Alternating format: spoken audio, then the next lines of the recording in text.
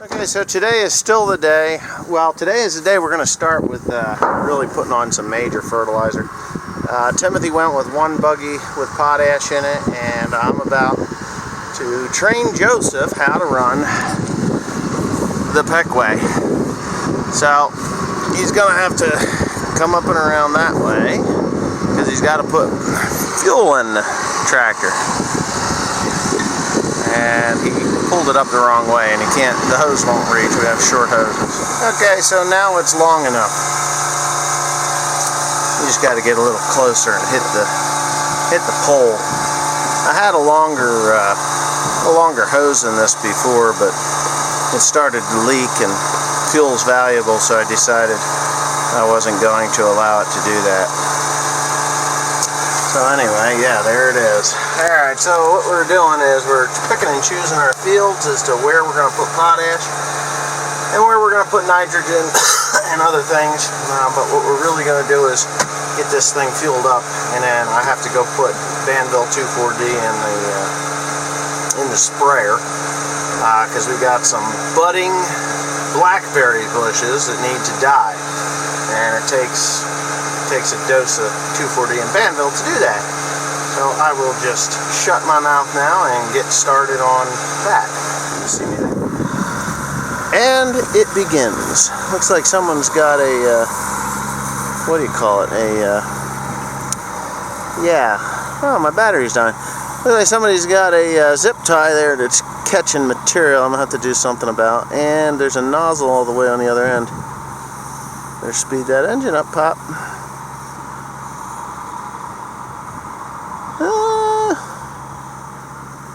Well, now, let's go get some gloves, and we will deal with this chemical issue. Oh, and he's got a little bit of an issue going on there.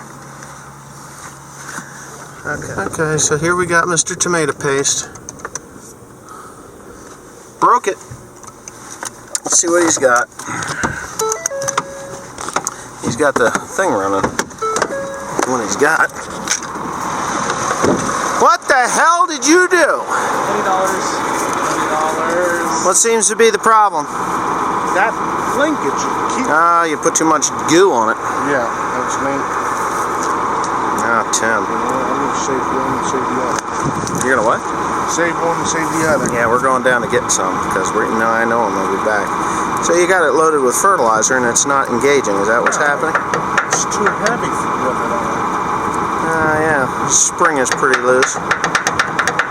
So you're telling me that thing ain't working?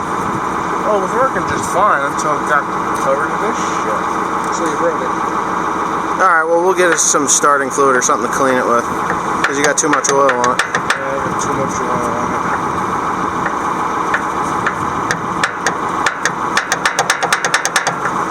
it. Okay, well we'll be back. Okay. Alright, so what do you got here? Everything going okay or no?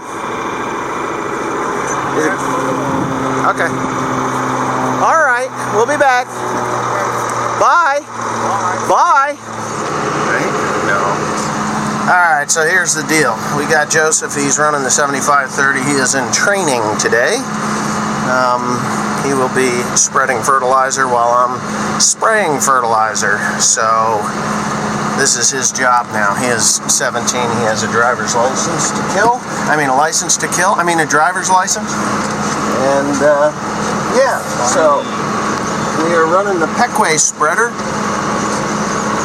And I don't know why there's a dead spot there. You know, we didn't leave these bales out here. But I guess some hays or some grasses are a little more sensitive than others. We in four-wheel drive? Yes, we are. Front wheel assist, I should say. So we don't have GPS on this tractor. I haven't bought the Green Star, which I probably should buy. I don't know how much it'll be. They might have a used one up in Allentown, but maybe I'll do that. But anyways, just gonna teach him how to do it the old-fashioned way, and that is to stay 40 feet apart. Now that's gonna have to get cleaned up, so I'll have to deal with that. Yeah, run it over for now. That's fine. We'll come back and get that. Once you get comfortable, I'll come down and clean it out. and videotape you while you're screwing up royally.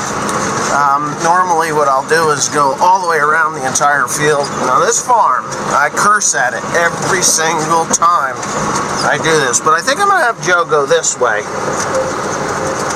I think I can have you go that way. It doesn't matter now. Whoever plowed this, and I won't mention names, but I mentioned names once and he was pissed at me, but we'll just let it go at that. He was instructed to plow the field the short rows. Don't get too close, you're going to throw it in the bushes, and that don't do anybody any good. So, the short rows. And then I hate going the short rows. There's a bunch of deer. That's why I don't plant corn anymore here. I mean, this would be awesome if I could get corn in here. My uncle had corn in here years ago. So I go around that? No, keep going. They cleaned them off. We pushed them off. I should have probably came with my skits here and pushed it off. But anyway, yeah. It's a good ground. Really good ground. So, yeah, so anyways, they do the short rows. Apparently there was a project that they were doing over bread. They were making flour, and that flour was grown, it was rye, I think, and spring barley, I think, and other things. And they needed sections of it, and I think he was even growing alfalfa for his honeybees. But I don't know if he's got bees now or not. If it's chucking it in them bushes, you step off a little bit. Yeah. So we had some thistle issues here this fall, and okay, so now we're back in business. Right? You can just turn. You don't have to shut anything off. Just do a complete turn right on around. Go down there.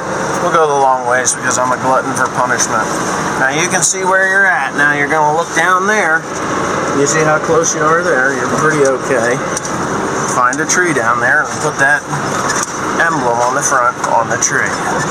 And that's how, this is the old-fashioned way of doing it. Oh my god. This isn't bad, Joe. You got a good seat. Oh, this is really close to my guns. What's close to This thing. Oh. Okay. There you go. He was worried about his balls getting ripped off. I'm just worried about my knees getting smashed. These 75-30s aren't known for their cab roominess. It's very small compared to, say, the 78-10 or whatnot. The only downfall of these, you need to be a small person to operate it. So, yeah, you're a little close. You're a little lot close. Now readjust. I see the tree you should be looking at. Which one? Over there. Don't get too far now. Back on your tracks that you have back there. Now pick a tree. I see the one you should be looking at. It's got like a knot in it, right? Yeah. That was the one I was looking at. Yeah, well, you had to readjust. You're a little too close. Anyway, it's okay. A little overlap with potash isn't going to hurt anything. And it needs to be on the ground anyway. So, here we go. Okay, so we're back into snowflakes. And we're not talking about young people like this guy. We're talking about actual frozen precipitation. What? Anyway. Alright, compared to who? Your generation or my generation? Because compared to my generation, I am not a snowflake. No? No. Well, anyways, we got snow. It's actually snowing, which is annoying the hell out of me. So, we need to get rid of this potash, and we need to get rid of it pretty quickly. So I'm gonna, when I get out of this thing, I'm gonna set it up to go 13 miles an hour because I'm booting you out anyway. So, huh? Okay. Yeah, well, it's gonna snow and the cops are everywhere, especially this guy behind me. I think it's a cop behind me. Looks like a cop. Is it? It's not. Oh, it's not the cop? Nissan truck. Oh, well, there was a cop at the light. So anyway, yeah, this weather is really getting to be a pain in the ass. What do you think? Think it's a pain in the ass? Yes. I'd say it's a pain in the ass. Snow on the 9th of April.